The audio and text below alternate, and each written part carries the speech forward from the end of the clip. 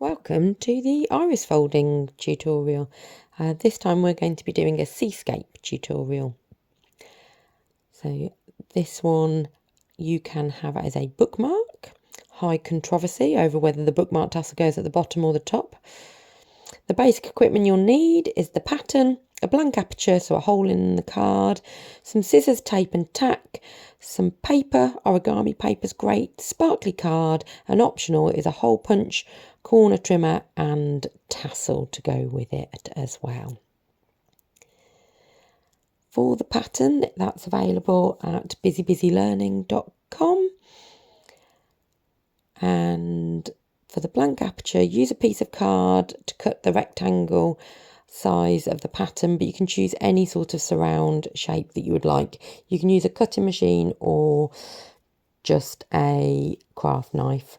Scissors for cutting the tape, tack to hold your pattern in place while you're working. The tape, it's much easier if you're using a dispenser, so this is the one that I use. And it's great if you can just dispense it using one hand. I also stash my blue tack in there to make sure it's nice and handy for when I need it.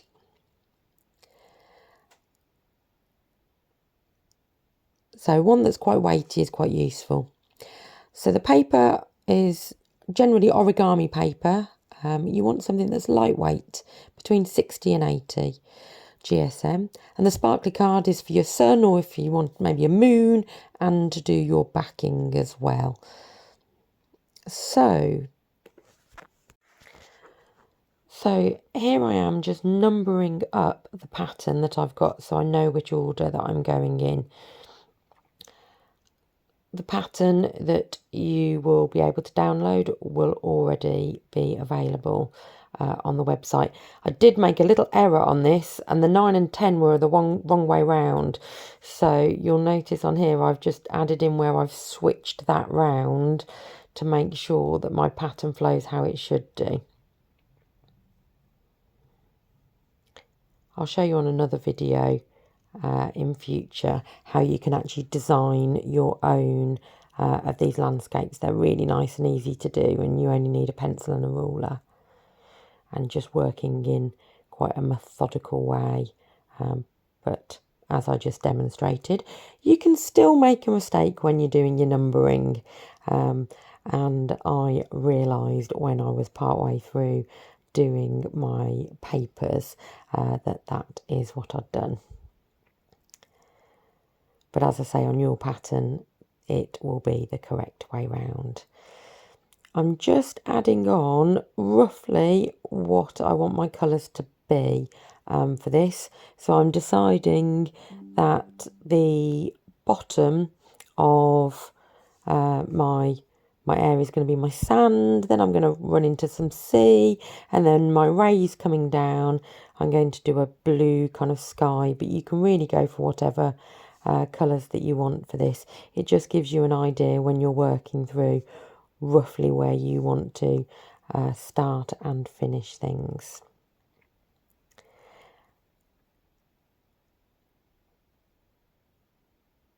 So we've now got our pattern ready. We need to secure the pattern to our work surface. It's really important to make sure that you've got this nice and secure and it doesn't move around. This is going to really help when you are doing your iris folding.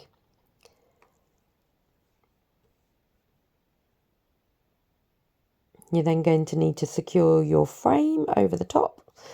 As I said before, you can go for any shape that you want. On the kind of total, I've done a kind of portrait rectangle ready to do a bookmark.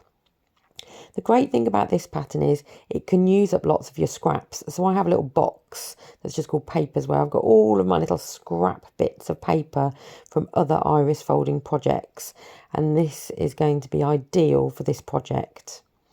So here I've sorted out some yellows, I've gone for some dark blues for my sea, and then I've got some light blues for my sky area.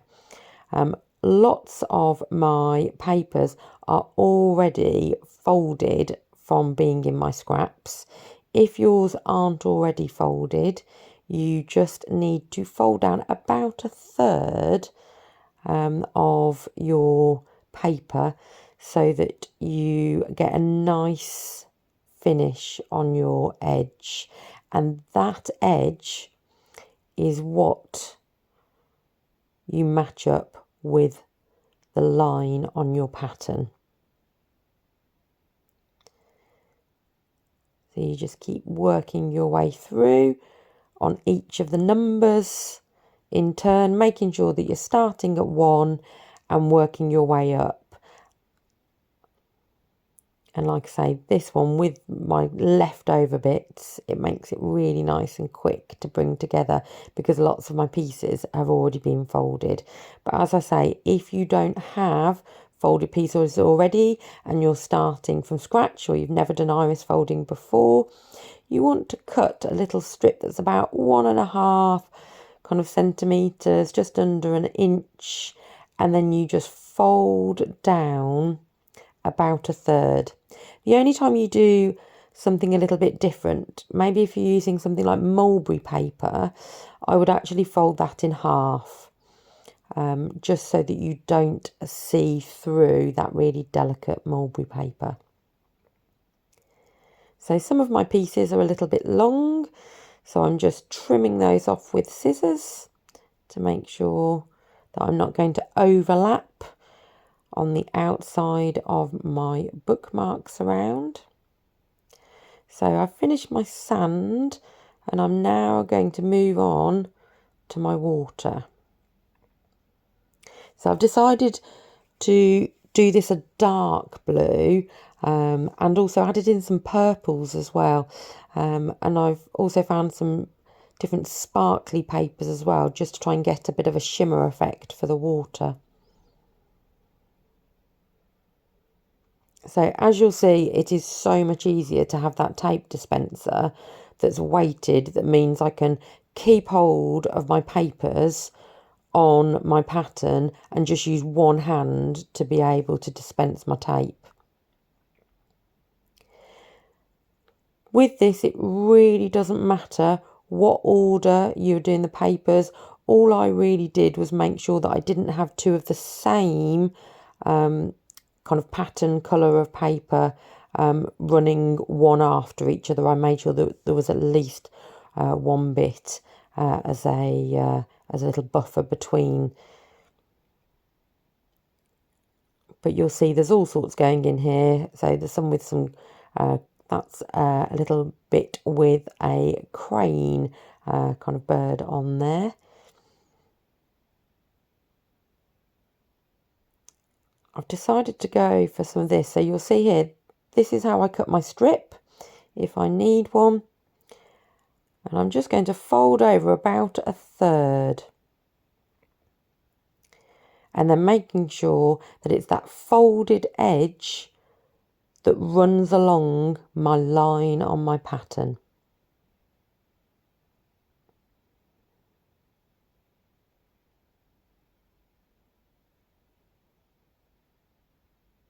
So some of my leftover bits need a little bit of a trim to fit on. Don't feel like you need to put a piece of sellotape over the entire length. Once I've finished, I will add on any extra tape that I need to secure things in place.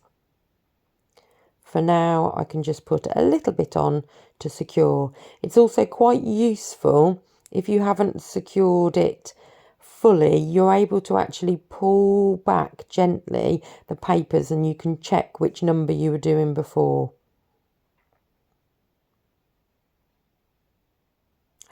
Wasn't sure how it was going to work out adding the purple in for my C, but I thought I'd give it a go. So just one more piece after this one to complete my C.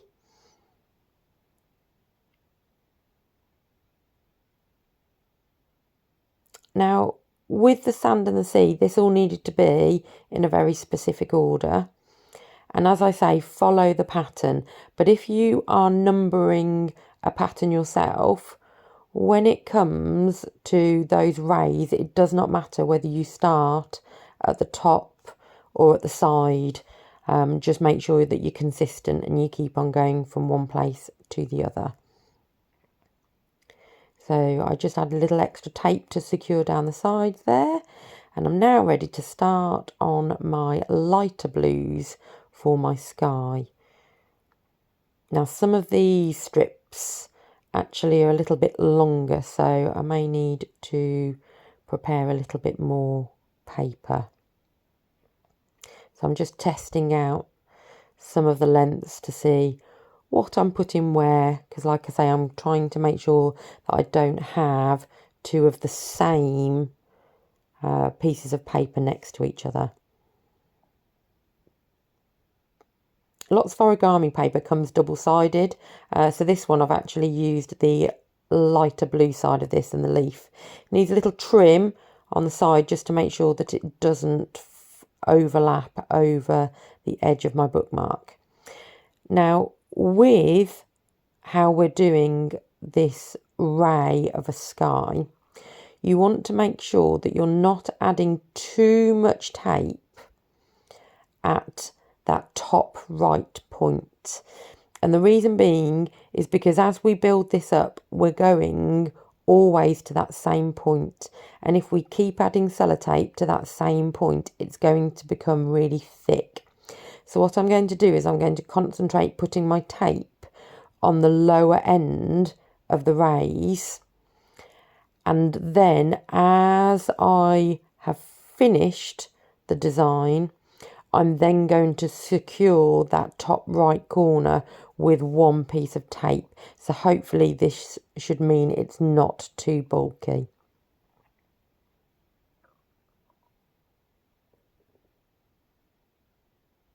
So I really like this greeny blue colour. I wasn't sure whether I should have used that more for the sea though, but it definitely, I think I'd got more darker blues than I had lighter blues.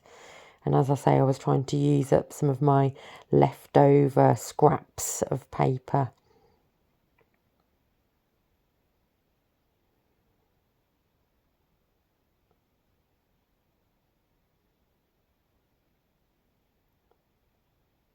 So, and as you'll see, I'm just trying to concentrate my tape down the middle and lower part and not putting any more yet on that top right corner to try and reduce how thick that area is going to be.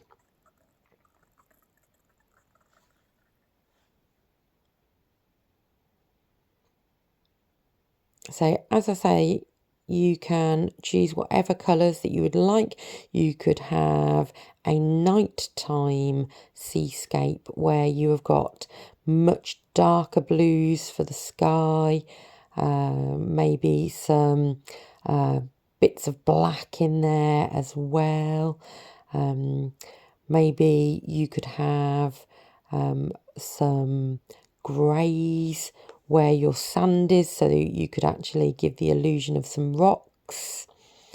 So it's really entirely up to you how you want to do your seascape. Now, as I said earlier, I will go through at another time how you can actually design your own pattern. So if you're wanting to add in specific details, then you can do, and make it truly unique. They all come out very unique anyway, especially if you're using scraps of different paper. This is definitely the perfect project to be able to utilise all of those little leftover pieces that you've ended up with. I don't like throwing anything away, so yes, I've always got a little box with my paper stash of leftovers. So you'll notice there I've reused the same as I've done on some earlier pieces,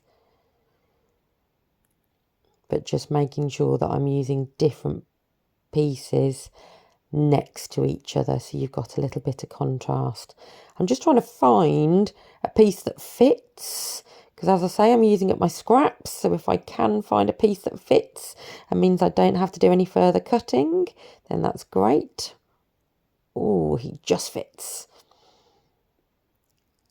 So a couple more pieces left. Now normally with iris folding you get the iris the centre, however with this design we don't get that, and the final piece we're just going to secure that in place completely with tape. So it completely covers the hole. And this is where I'm just going to add a little extra tape to secure the sides and the top as well, but hopefully this has reduced the thickness. Now you need to make sure that you haven't peeked before, because it is now time for the big reveal, which is a magical moment. So you want to carefully peel your pattern off, and ta-da! You have got a beautiful seascape. I'm loving the use of some of the shimmery papers. I think that's really helping to bring the design to life. I'm going to cut out a sun.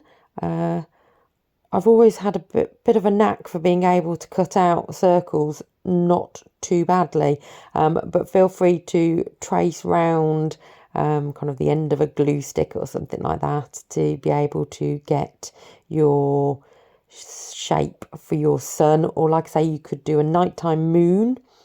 I'm going to use double-sided tape just to secure it in place. You can use Pritt stick, but I generally find if you're wanting to kind of use something a bit more kind of everyday, like I'm hoping to with this, then securing with the double-sided tape makes it a lot more secure. So I'm going to then back onto some sparkly card. You don't have to use sparkly card, you can use whatever card you like, and add a tassel as well. As I say, it's very controversial on where the tassel goes. This just rounds off the corners. You really don't have to, but nibbling off the corners I think just gives a really nice finish to your work. So this just nibbles off each of the corners. And I'm going to do exactly the same onto the backing as well.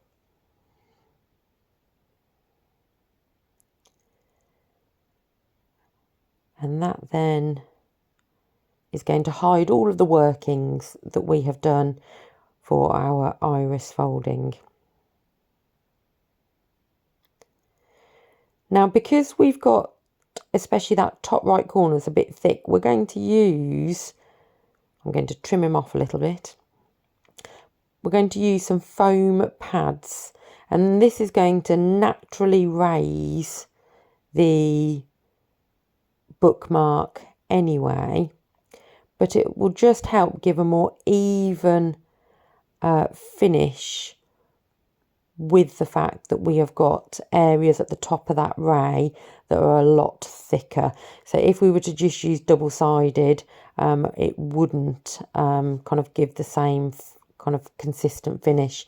You'll note that where I'm putting the tassel at the bottom, I know, very controversial, I am not putting a foam pad. So wherever you decide if you want to put a tassel, just leave kind of that.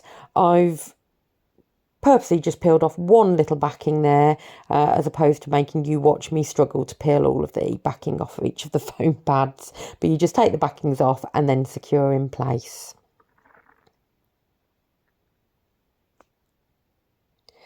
The next thing you're going to need is a hole punch, or a single hole punch. I find much easier to make the holes in these. You want to make sure that you've got it exactly where you want it. I use two hands to squeeze firmly. You might want to get somebody to give you a hand with that.